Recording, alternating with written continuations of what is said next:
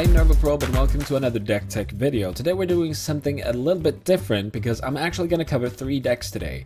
And the reason that I'm going to cover 3 decks in one video is because I want to catch up. Since I did most of these decks, 2 new sets has been released, and a lot of these decks could have had changes with those cards, but I'm not really putting that effort into doing all of these older decks that I might not even play anymore.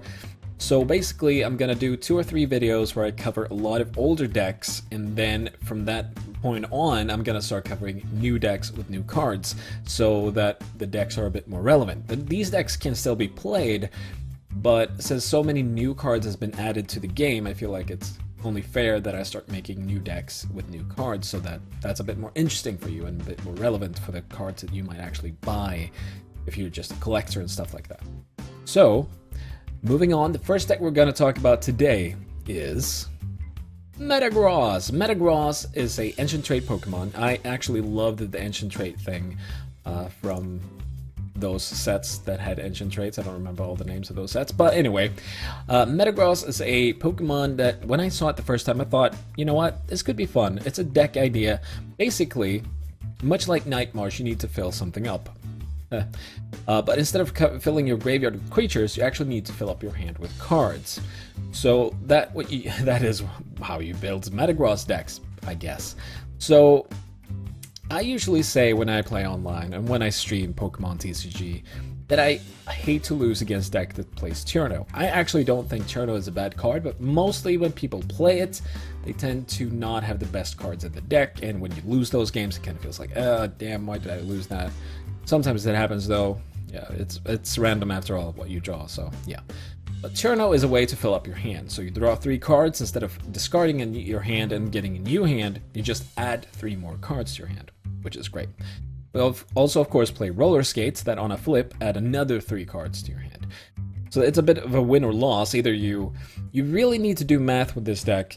So basically, what Metagross says is that it does 20 damage plus 10 damage for each card in your hand. So always do math on how much HP your opponent's Pokemon have, and then see if I use Roller Skates, I might do 10 less damage, but if I use another card, I might add damage, and so on and so on. Also, very important to notice, Muscle Band is actually plus 10 if you play it, not plus 20. Because you play it, you lose 10 damage, and then you get another plus 10, but it's also important that you know that you can actually play it for a plus damage, and you don't necessarily need to keep it in your hand if you don't have any equipment on Metagross. The Metagross can have 2 Muscle Bands on it, so that's worth thinking about. It has the double trait, which means it can have 2 equipment, which also can make it very tanky in certain matchups, which you might want to do. This deck is currently worse since Entei is being played a lot at the moment. So if you want to play this deck, maybe you should add an equipment or an item that lets you, or a tool rather, that removes weakness and stuff like that, but I don't know. Or just try and beat them down, I guess. So most of the decks that play this actually play Deoxys to attack to draw cards. I feel like that's a horrible thing to do, because you're wasting an attack and you're ending your turn to draw cards, and then I prefer not to end my turn to draw those extra cards to do more damage next turn, because I can't control what's going to happen until next turn. If they kill my Metagross or my Metang or, you know, my Beldum that's on the bench or whatever, that just wasted cards and a turn for me, so I don't like doing that. Instead, I use Swirlix. Well, I don't use Swirlix, I actually use Slurpuff, the evolution of Swirlix. Slurpuff is a great card for this deck. First of all, if it's active, like Deoxys, you actually get to draw extra cards. And then if you switch out, it's still your turn and you have those extra cards, so that's just a big plus on the side there. Plus, if they're on the bench, they draw you cards. And after a Sycamore, if you somehow need to Sycamore, draw 7 cards, this one will fill up your hand even after that, which is just great. So, definitely worth playing this instead of Deoxys, I think. Mostly because it doesn't waste your attack for the turn to draw cards, which is great. Other than that, we play Rare Candies to get Metagross evolved fast. We don't play Wally, I think, in this version. No. Something you can do is have Beldum, then next turn, and play Wally first turn, and then next turn evolve into Metagross. But that's if you want to try that. You don't really have to do that.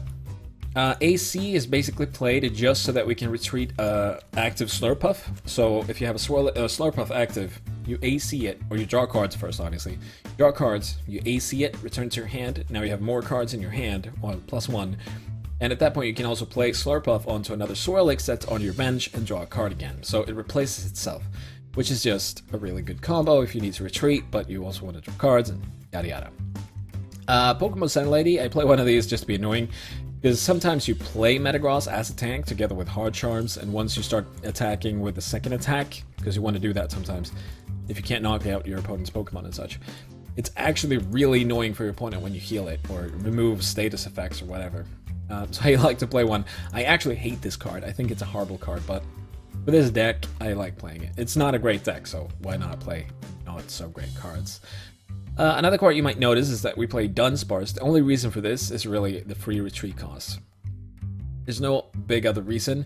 There's another Dunsparce that has 40 HP that has an attack that might matter. It does 10 plus 10 for each damage counter, I think, on your opponent's Pokemon. You can't play that instead, just to have it like a beater that you could use. I have it for the free retreat. You could use Hawlucha here. You could use really anything. Hawlucha might be better because it has resistance to fighting, but I feel like the weakness to lightning is a bit, yeah. Really though, this could be any free retreat cost Pokemon.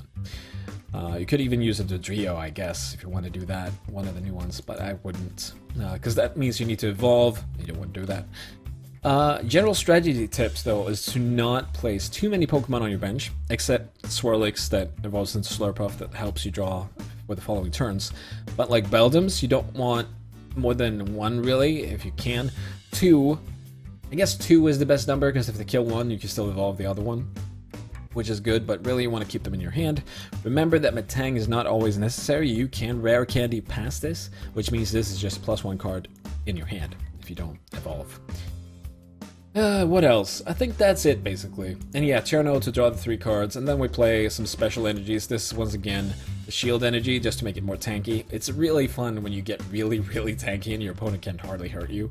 It kind of feels weird to have a Metagross, like a stage 2 Metagross that's actually sometimes just really good at doing things. When your opponent keeps attacking you with a Seismitoad and they don't actually do damage to you, I was really enjoying that. But that was that. That's the Ancient Trait Metagross deck, my version. I think I'm the only one that plays with Slurpuff. I've never seen anyone play with Slurpuff other than, really. I've seen people play with the Deoxys a lot and trying that, and I don't understand why. I don't think it's good. You could play Shamans, but overall that's a pretty bad idea because you don't. Because with Shamans you need to empty out your hand. You don't want to empty out your hand with this deck. Alright, I hope you enjoyed it. There's probably, you could add, there are a few cards from the newer sets that you could possibly add to this one. We're gonna go through that eventually in the future, I guess, but this is the current version.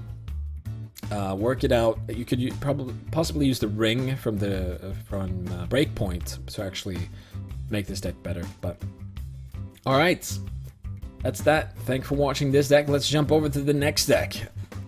Boom. And here we are. It's like we're doing an Ancient Trait special today, but we're not really. But we're kinda.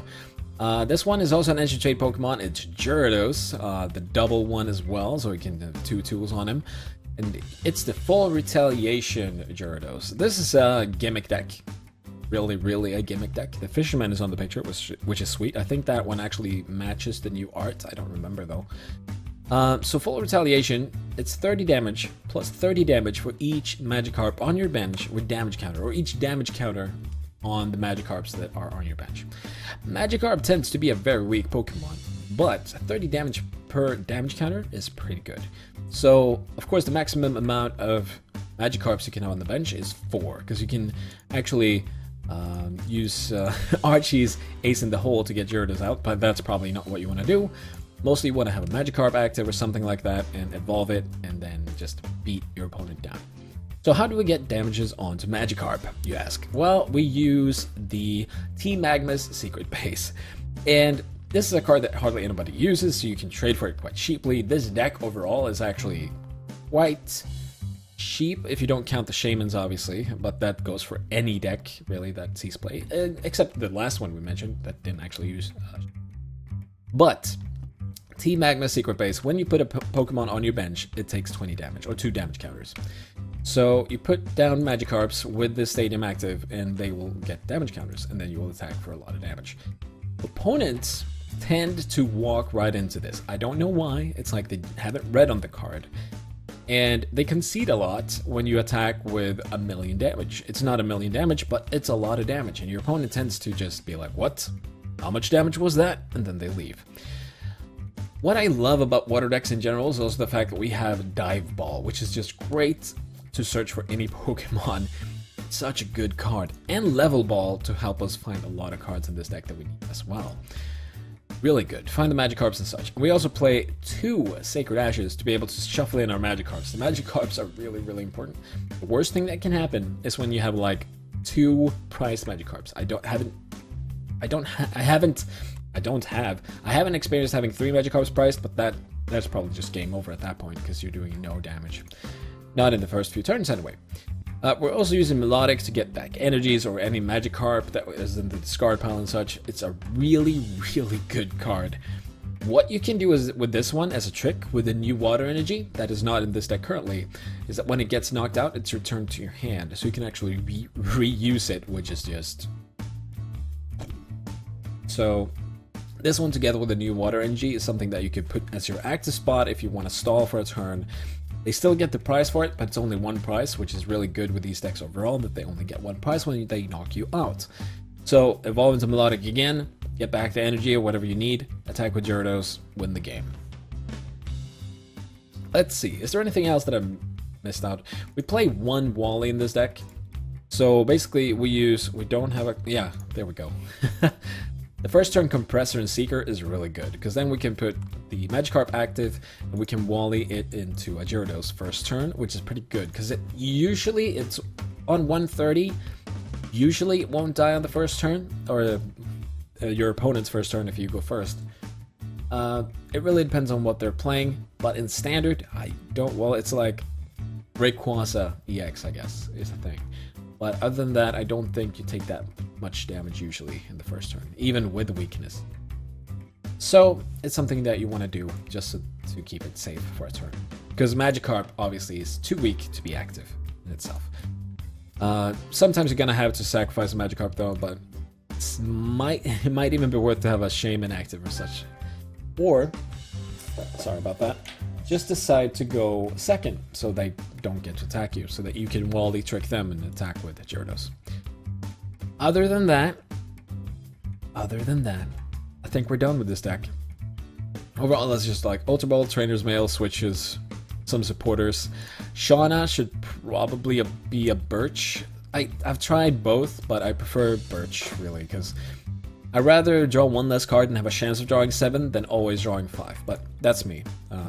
I like the risk-taking, and sometimes it pays off so well, so yeah. That is Ancient Trait Gyarados with the full Retaliation attack. You enjoyed. Let's go to the next deck. Alright, time to look at the next deck. I was so very close to say that this was not an Ancient Trait attack, or Ancient Trait deck, and then I actually looked at it, and I realized it also has double. All 3 decks today had the double Ancient Trait, so maybe we'll name the video something after that. Anyway, it's the Mega Tyranitar EX deck.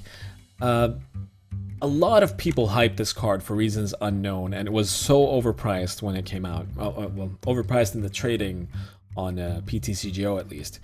People were like, it's gonna do so much damage, it's gonna be the best EX of all time, and I'm like, no, it's not, because it takes a lot of energies, a lot of setup, and you also need to damage your opponent's Pokemon before you attack to do the extra damage. So if you're just attacking with this, it's pretty bad. So what you want to do, if you don't know, Destroyer King, the attack, which is the best name of an attack in a long time, is 110 damage base, and then 60 more damage for each damage counter on your opponent's Pokemon, which is a lot of damage. But the way to do this, the way to get damage counters onto your opponent's Pokemon, is by using Golbats and Crobats. So when you evolve into those, you actually put out damage counters on your opponent's Pokemon, if you didn't know. And we only play 2 Crobats for that one reason. We don't really need it. Golbat is actually better in this one because you do 10 damage to all Pokemon with its attack, which is a better thing for the Tyranitar setup, except for, other than Crobat that does 3 damage to 1, which is not as effective for this one deck. Though it can be if you need to kill a big Pokemon. but usually Golbat is the better choice to attack with. Absol is also something that we can use to add another damage counter or another 3 damage counters to another Pokemon that we want to snipe, so that's why we play one of these. Really good trick, really fun thing that you can do. You can also do the attack actually, since we have Dark Energies, but we probably shouldn't do the 30 damage as an attack. If you're doing 30 damage with your attack per turn, you're probably losing that game overall anyway. We're also using Team Magma's secret base again with this deck, so that when they put out their basics, they actually take damage, and that way we don't have to evolve Golbats into damaging those. Plus, it's an extra damage overall, so if you start sniping with the Golbats and Crobats, it's not that bad. Also, I was gonna say, Shaman gets really easy to snipe that way, but honestly, Mega Tyranitar is already killing the Shamans, no matter what. So the way to get the Mega Tyranitar armed up is like you do with, it's really the same way that you do it with any Mega Pokemon. You use Mega Turbo, put on energies and do it fast. So the second turn, yeah, your second turn, you can actually attack with Mega Tyranitar if you get the right cards and everything. This deck is not as good at arming up the Mega, because you have a lot of dead cards, or not dead cards, but cards that doesn't really help the combo, like the Zubat evolution line, and that's basically it, and Super Scoop Up and stuff like that. That doesn't really aid you in doing that, so it takes a bit longer. The Rayquaza deck, for example, the Mega Rayquaza deck can do its setup like in a turn, easily, every game almost. This deck, obviously not as fast. The difference is also that this Pokemon needs 4 energy instead of 3 that Rayquaza needs, and they are 2 colored, or 2 darkness energy involved in that. So, plus Rayquaza it can evolve in the first turn and such and such. But, what else do we need to think about? Compressor is a really important card. We only play 2 in this deck though, but you need to discard darkness energies down to the discard pile as soon as you can, just so that you can Mega Turbo. Though be careful, make sure that to like count your darkness energies in your deck, and make sure that you can put one from your hand onto Mega Tyranitar as well in the same turn. You don't necessarily want to discard one, but if you have 2 darkness energies in your hand and an Ultra Ball, discard one of them to the Ultra Ball, and then hopefully you find a Mega Turbo, and so on and so on. Usually the dream is of course to use double Mega Turbo and put a double colors energy on, and that way you can attack immediately with it.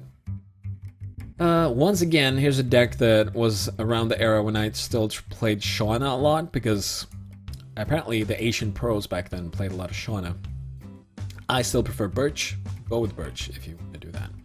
Hexmaniac is a card that you could probably remove at this point from this deck. I'm not sure what it would counter for you necessarily. Maybe Giratina, I guess. But if you're facing Giratina, you're gonna have a hard time anyway. But yeah. AC and Super Scoop Ups are cards we use to just use the Golbat and Crobats again, and Shamans obviously. Double Lysander, because it's really important to snipe the Pokemon that you need to snipe with this one. Either just to get prizes all the time, or to knock out the Pokemon that are threats to you. I'm sorry about the sun, by the way. Holy moly, it's shining. The sun is coming out, and the summer is arriving. Anyway, that's the deck. And be careful with the Team Magma's secret base. Play it later, rather than sooner, I'd say. You could remove this card completely to make it more consistent, even, I think. But it's there to support the Mega Tyranitar. I also noticed now that we play 3-3 line, you could probably make it a 4-4. I think I played with that and it was pretty bad because you had a lot of dead cards in your hand. You don't really want more than one Tyranitar. Yeah, it's too bad that this wasn't a great card. I like the Tyranitar design, the Pokemon design of it. It's kind of cool. Well, that was it for the 3 decks of today. I hope you enjoy them. Go and check them out. There are probably a lot of ways that you could make these decks better now with recent cards, but that's up to you to do. At least now you have a basic build that you can work on, and I hope you enjoy them. Thank you for watching once again. Have a great day, night, evening, or morning, depending on when you're watching this, and I'll see you in the next video. Bye-bye. Thanks for watching, everybody. To see the next deck tech in the series, you can click right here and see more Pokemon TCG content like podcasts, set reviews, and all decks covered so far. You can also click right here. Also, don't forget to check out my stream. I play PTCGO every Friday. I do giveaways, test new decks, and play tournaments. You can find the link to that below. Thanks once again for stopping by, and take care.